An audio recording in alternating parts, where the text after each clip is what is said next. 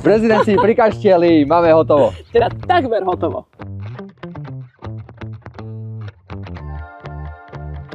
Domy sú už pripravené na odovzdanie v štádium holodom. A do ktorého sa teraz ťahujem? Tam či tam?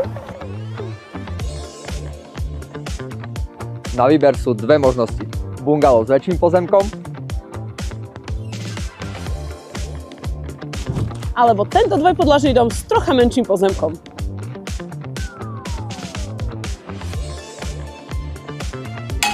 David, mne príde, že tu ešte celkom dosť veľa roboty. a práve preto je vynikajúcou voľbou dokončenie na kľúč od developera. A bývať môžem už kedy? Bývať už môžeš na jar.